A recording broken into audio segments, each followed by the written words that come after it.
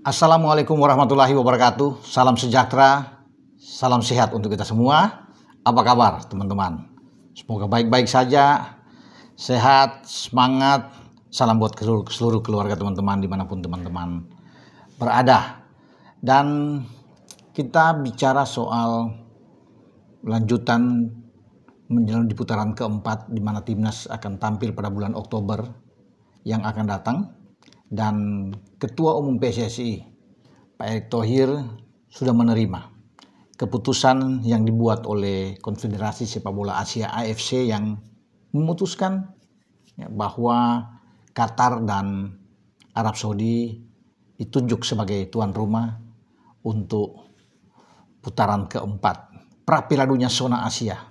Memang tidak adil karena kedua tim tersebut kan punya kepentingan luar biasa untuk melanjutkan di putaran keempat ini karena ada dua tim yang nantinya akan lolos langsung sebagai juara masing-masing grup kalau dibagi dua ya, yang terdiri dari 3 tim. Tetapi apa boleh buat, Pak Erick sudah mengatakan beliau menghormati ya apa yang sudah diputuskan oleh AFC. Yang ada sekarang adalah mempersiapkan tim sebaik mungkin. Itu yang dikatakan oleh Ketua Umum. Nah, saya menangkap suatu sinyal yang luar biasa dari Pak Erick ketika ia sudah mengatakan bahwa kita akan berjuang habis-habisan di putaran keempat. Tidak perlu takut menghadapi tuan rumah, mau Qatar mau Arab Saudi. Tapi yang paling penting pematangan tim yang dipimpin oleh Patrick Kluivert dan seluruh staf termasuk dengan Alex Pastoor, Dani Lansat, Gerard van den Berg, semua harus bersatu, fokus untuk kita menyongsong putaran keempat. Nah, apa yang saya katakan tadi bahwa ada sinyal kuat dari Pak Erick ketika akan melakoni putaran keempat bahwa tim kita harus yang terbaik. Karena tidak main-main, ini lebih sulit daripada putaran ketiga karena di putaran ketiga peluang kita terbuka hampir saja kita kena di Bahrain ketika 2-2 kalau kita bisa menang saat itu. Ya, dengan kedudukan sudah 2-1 sebelum ada tambahan waktu dan akhirnya kita tahu bersama 2-2. Kalau kita bisa mendapatkan hasil positif dengan 3 poin di sana, kemudian kita bisa dapat di Cina waktu itu, lain halnya. Ya, tetapi sekarang kita sudah ada di posisi keempat. Tetap akan lolos melanjutkan ketika tidak mendapatkan hasil bahwa lolos langsung yang diambil oleh sudah pasti kita tahu oleh Australia yang menyusul Jepang, maka konsentrasi timnas kita, Bang Jai dan kawan-kawan ditujukan untuk putaran keempat. Ya, berarti kita harus bertarung, siap menerima Qatar dan Arab Saudi sebagai tuan rumah, siapapun lawan yang akan kita hadapi. Mau kita di sana dengan ada Irak juga termasuk, ada Uni Emirat Arab karena ini yang akan bertarung karena kita di pot 3 bersama dengan Oman. Ya, saya pikir mungkin tidak akan dengan Oman sama-sama karena kita berada di grup ini, tapi kita harus siap meladeni Qatar, Arab Saudi, Uni Emirat Arab dan Irak. Maka tim yang harus datang berkunjung ke Qatar atau Arab Saudi itu adalah tim yang benar-benar sudah dipersiapkan dengan matang dan yang terbaik. Nah, yang terbaik ini sinyal atau kode yang saya tangkap bahwa Pak Erick pasti akan menambah amunisi untuk memperkuat timnas kita. Karena beliau sudah hitung takaran ini belum tebal. Ya, walaupun beliau sudah katakan bahwa di belakang ini kuat, tapi saya pikir dengan kita kebobolan 20 gol perlu ada satu lagi untuk bisa menambah di sana. Karena kan Jordi sudah kita panggil dan sudah berumur dan tidak dipakai kemarin oleh PK, Patrick Kluivert. Jadi saya pikir kalau ada satu aja, seperti yang di konten saya sebelumnya, misalnya di sana ada Pascal Struijk, ini akan jauh lebih bagus. Tapi di gelandang dan lini serang, itu yang menjadi sorotan. Ya, yang menjadi pemikiran dari Pak Ketua bahwa dia perlu untuk bisa menambah pemain. Paling tidak ada 2 mungkin di gelandang atau 1 di depan untuk bisa ada bersama dengan Ole. Ini sudah bagus.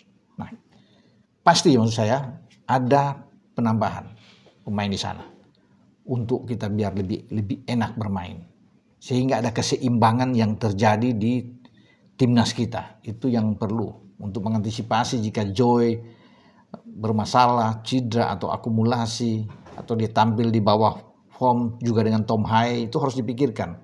Karena Tom mungkin tenaga fisik dia yang mungkin hanya bisa bermain 60-70 menit, maka harus diperlukan gelandang yang kuat.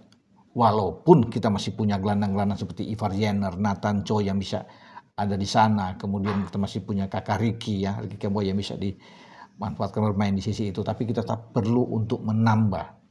Itu yang Pak Erik fokus sekarang, konsentrasi di lini tengah. Mungkin satu gelandang bertahan, satu gelandang menyerang kan bagus. Cuma kita belum tahu siapa nama-nama yang akan dipersiapkan oleh beliau. Di depan mungkin paling tidak ada satu pemain lagi tambahan untuk dia masukkan.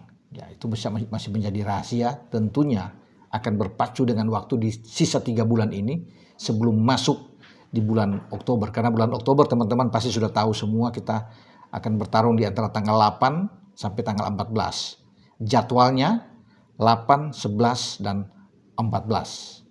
Undiannya itu di 17 Juli ya teman-teman. Untuk kita bisa mengetahui kita ada di mana, dengan siapa lawan kita akan tunggu. Jadi kalau 17 Juli sudah 1 bulan lagi. Kita akan menunggu undian atau drawing itu yang harus dilakukan. Ya. Mungkin saja drawing itu di Qatar, kalau nggak salah ya, akan kita tunggu ya, karena biasanya kan selalu di markas AFC di Kuala Lumpur.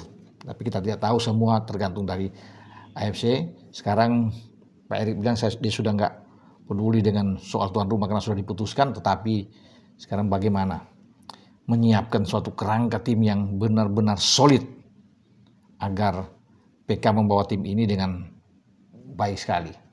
Nah, kita akan menunggu teman-teman untuk 1 bulan ke depan siapa nama yang dipersiapkan. Ya, karena saya pikir memang perlu. Saya ketika melawan Jepang kemarin selesai, saya sempat WA dengan beliau mengucapkan bahwa tetap semangat, memberikan semangat kepada Pak Ketua, tetapi memang perlu harus diingat untuk penambahan ini kalau kita ingin berbicara lebih lanjut. Menginginkan kan mimpi itu kita bisa lolos ke Piala Dunia. Ya, ada beberapa sektor yang perlu, terutama di lini serang dan lini tengah yang perlu kita lihat sana. Dan Pak Ketua tidak menjawab apapun, ya. Pak Ketua hanya membalas dengan tangan yang ucapan, jadi belum berani untuk bisa mengatakan, tapi tentu ada di kepala beliau untuk bisa mengisi, dan beliau lebih tahu ya untuk di mana yang akan ada. Termasuk mungkin kalau ada penambahannya, saya bilang itu dengan 1 pemain di belakang misalnya.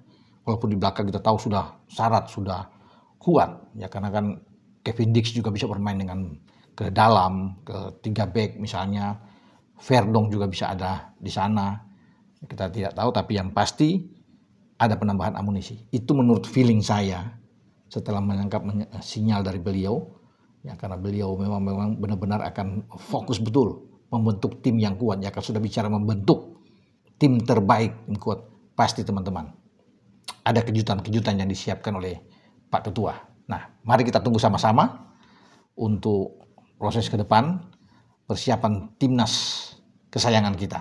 Tetap kita dukung tim nasional ya, dan semoga yang terbaik ya, untuk putaran keempat pra Piala Dunia zona Asia untuk babak yang akan menentukan kita ada di grup A atau di grup B, yang masing-masing itu 6 tim terbagi dalam 3-3 akan bermain masing-masing 2 kali.